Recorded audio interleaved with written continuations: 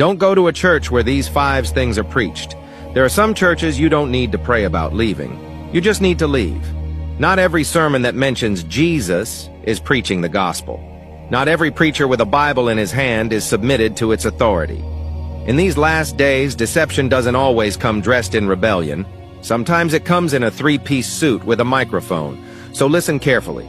Don't go to a church where these 5 things are preached. Number 1, a gospel of self-esteem. If the message is always about you, your greatness, your dreams, your breakthrough, and never about the cross, the blood, or your need for repentance, that's not the gospel. That's self-help with Christian language. Paul said, "We preach Christ crucified, not Christ customized." 1 Corinthians 1 verse 23. Don't go to a church that teaches you to love yourself more instead of dying to self. Number 2, a prosperity-first gospel. If every sermon is a lesson on how to unlock your next level or activate your harvest, friend, you're not in a church. You're in a religious pyramid scheme. Jesus didn't die to make you rich. He died to make you righteous. Beware of those who see godliness as a means to financial gain. 1 Timothy 6 verse 5. That kind of preaching doesn't prepare you for heaven. It traps you in greed. Number 3, a God without wrath. If your church never mentions hell, judgment, or the coming wrath of God, it's not being kind. It's being cowardly.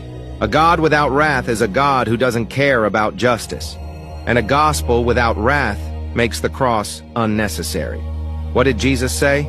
Do not fear those who kill the body. Fear him who can destroy both soul and body in hell. Matthew 10 verse 28. Don't go to a church that's more afraid of offending man than dishonoring God. Number 4, a message that excuses sin.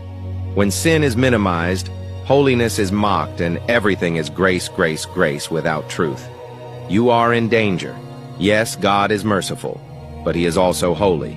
If your church is blessing what God condemns, whether it's sexual immorality, pride, gossip, or greed, get out. That's not compassion, that's corruption. Titus 2:12 says the grace of God teaches us to say no to ungodliness, not to tolerate it in the name of love. Number 5, a man-centered worship experience. If worship is more about lights, moods, and emotional hype than about reverence, truth, and God's glory, run.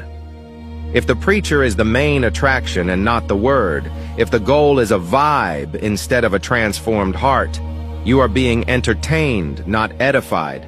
God is not looking for spectators. He's seeking worshipers in spirit and in truth. John 4 verses 23 and 20.